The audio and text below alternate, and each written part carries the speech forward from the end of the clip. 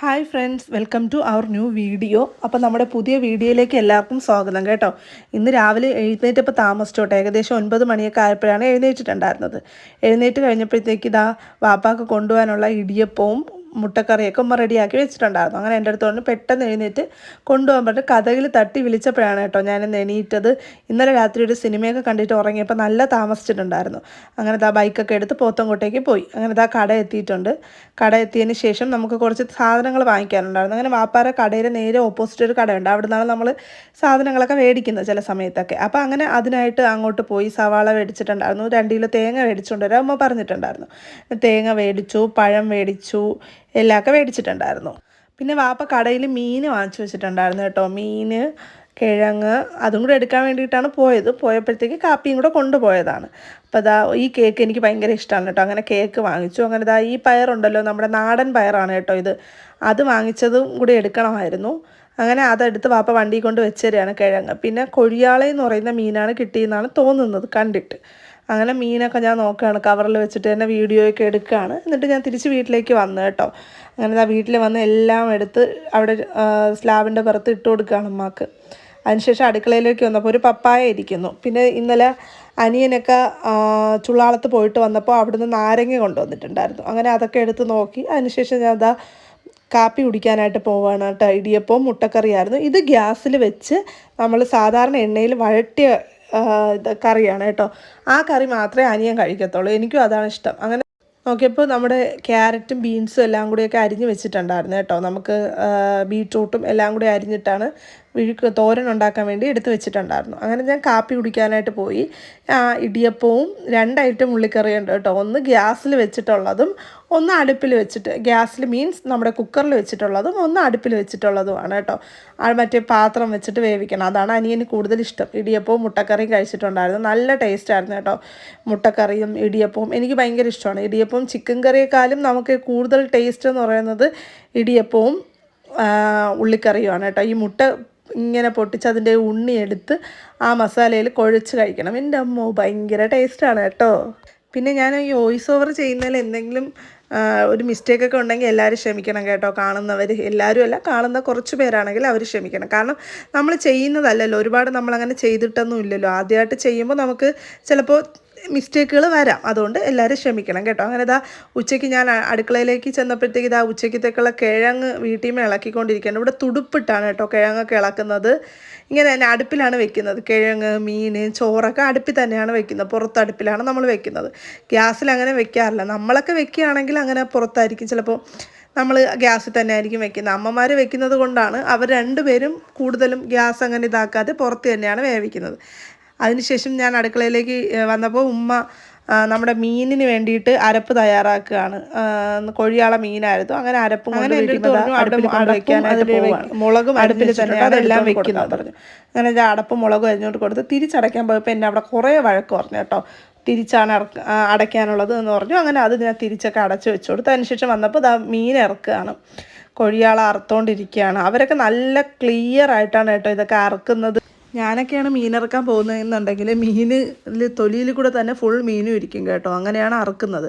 അവരൊക്കെ എക്സ്പീരിയൻസ്ഡ് അല്ലേ, ഇത്രയും വർഷങ്ങൾ കൊണ്ട് അവർ ചെയ്യുന്നതല്ലേ. നമ്മളങ്ങനെ ചെയ്തിട്ടില്ല. ഞാനാണ് കടയിലിപ്പം ഞാൻ ഹോസ്റ്റലിലൊക്കെ നിന്നിരുന്ന സമയത്തായിരുന്നെങ്കിൽ ഞാനിപ്പോൾ മീൻ വാങ്ങിക്കാൻ പോകുകയാണെന്നുണ്ടെങ്കിൽ അവിടെ നിന്ന് തന്നെ ചേട്ടന്മാരെയോ ചേച്ചിമാരായാലും വെട്ടിത്തരും കേട്ടോ. അങ്ങനെയാണ് വാങ്ങിച്ചുകൊണ്ട് വന്ന് നമ്മൾ കറി വെക്കുന്നത്.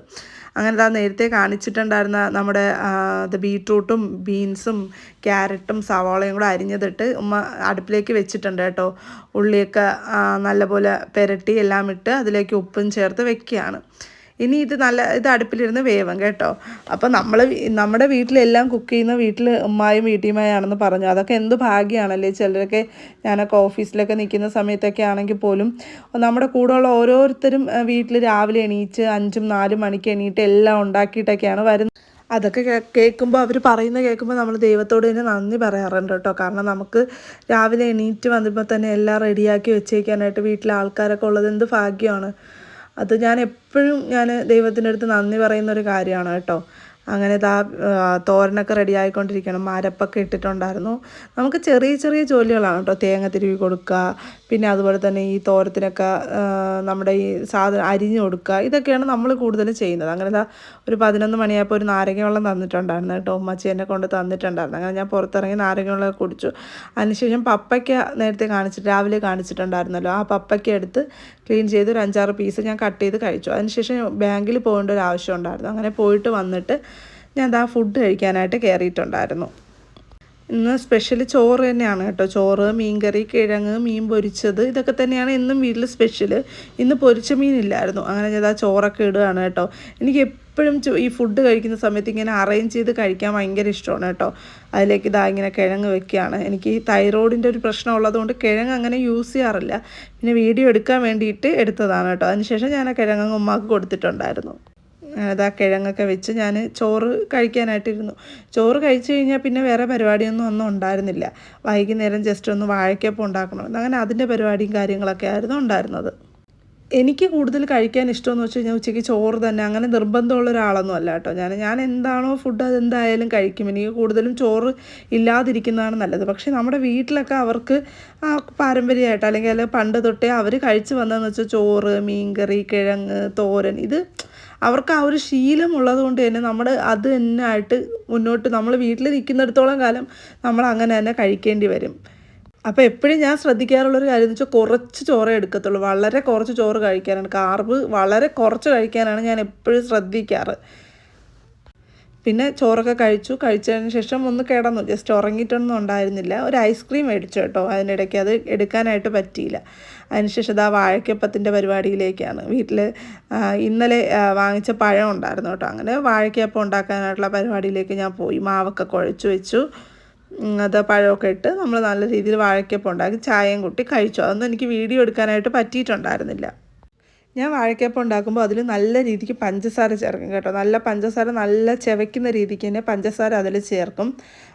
റവപ്പൊടി ചേർക്കും, അരിമാവ് നമ്മൾ എടുക്കുന്നതിൻ്റെ ഒരു കണക്കാക്കിയിട്ട് കുറച്ച് നല്ല രീതിക്ക് അരിമാവും റവയും എല്ലാം ചേർക്കും. അപ്പോൾ വാഴയ്ക്കപ്പം നല്ല ക്രിസ്പി ആയിരിക്കും.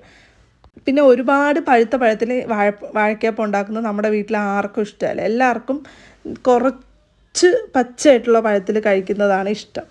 അങ്ങനെ ഇതാ വാഴയ്ക്കപ്പം ഉണ്ടാക്കുകയാണ്. നല്ല രീതിക്ക് നമ്മൾ എത്രത്തോളം കൈവച്ച് മിക്സ് ചെയ്ത് ഒരു 20 മിനിറ്റെങ്കിലും മാറ്റി വെച്ച് കഴിഞ്ഞാൽ ഉണ്ടാക്കുന്ന വാഴയ്ക്കപ്പം നല്ല ക്രിസ്പി ആയിരിക്കും കേട്ടോ. പൊതുവെ അങ്ങനെ എണ്ണക്കടികൾ വീട്ടിലുണ്ടാക്കുന്ന കുറവാണ്, എങ്കിലും എപ്പോഴും കൂടുതലായിട്ട് ഉണ്ടാക്കുന്ന വാഴയ്ക്കപ്പം തന്നെയാണ് കേട്ടോ. പിന്നെ നമ്മുടെ ഈ ഉള്ളിയപ്പം, ഉഴുന്നപ്പം, അങ്ങനത്തെയൊക്കെ സംഭവങ്ങളൊക്കെ ഉണ്ടാക്കാറുണ്ട്. കുറച്ച് മഞ്ഞൾപ്പൊടി ചേർക്കും കേട്ടോ. ഞാൻ മഞ്ഞൾപ്പൊടി കൂടെ ചേർത്തിട്ടാണ് കുഴയ്ക്കുന്നത്. അപ്പോഴത്തേക്ക് നമുക്ക് ആ വാഴയ്ക്കപ്പത്തിന് ആ ഒരു കളർ കിട്ടുമല്ലോ. അങ്ങനെ പെട്ടെന്ന് വാഴയ്ക്കപ്പം ഉണ്ടാക്കി അതൊക്കെ കഴിച്ചതിന് ശേഷം വൈകുന്നേരം തുണി കഴുകാനൊക്കെ ഉണ്ടായിരുന്നു കേട്ടോ. തുണി കഴുകാനുണ്ടായിരുന്നു. പിന്നെ ഒരു സ്ഥലത്തൊരു റിലേറ്റീവിൻ്റെ വീട്ടിൽ പോയപ്പോൾ ഒരു ചെടിയൊക്കെ വാങ്ങിച്ചുകൊണ്ട് പോയത്, കുറച്ച് ചെടികൾ അവർ തന്നിട്ടുണ്ടായിരുന്നു. പക്ഷേ അതൊന്നും അത് നട്ടിട്ടുണ്ടായിരുന്നില്ല, വെള്ളത്തിലിട്ട് വെച്ചേക്കായിരുന്നു. അങ്ങനെ അതൊക്കെ നട്ടു. അങ്ങനെയൊക്കെയുള്ള പരിപാടിയായിരുന്നു വൈകുന്നേരം. നമ്മൾ പിന്നെ പണ്ടേ വീഡിയോ എടുത്തിട്ടുള്ളവരൊന്നും അല്ലല്ലോ. ഇങ്ങനെ ആദ്യമായിട്ട് ഇങ്ങനെ എടുത്ത് വരുന്ന സമയത്ത് എല്ലാം നമ്മൾ എടുക്കാൻ മറന്നു പോകും. എടുക്കണമെന്ന് വിചാരിക്കുന്ന കാര്യങ്ങൾ പോലും എടുക്കാനായിട്ട് മറന്നു പോകും കേട്ടോ. അപ്പം നല്ല നല്ല കണ്ടൻറ്റുമായിട്ട് ഞാൻ വീണ്ടും വരും. അപ്പോൾ എല്ലാവരും സപ്പോർട്ട് ചെയ്യണം. എൻ്റെ വീഡിയോ കണ്ടിട്ട് എന്തെങ്കിലും തെറ്റും കുറ്റവും കുറവുകളൊക്കെ ഉണ്ടെങ്കിൽ ഉറപ്പായിട്ടും എൻ്റെ അടുത്ത് പറയണം കേട്ടോ. എൻ്റെ വീഡിയോയുടെ അടിയിൽ കമൻറ്റ് ഇട്ട് പറഞ്ഞാൽ ഞാൻ അതൊക്കെ ക്ലിയർ ചെയ്ത് വീണ്ടും നല്ല രീതിയിൽ വീഡിയോ ആയിട്ട് വരും കേട്ടോ. ഓക്കെ, അപ്പോൾ ബൈ.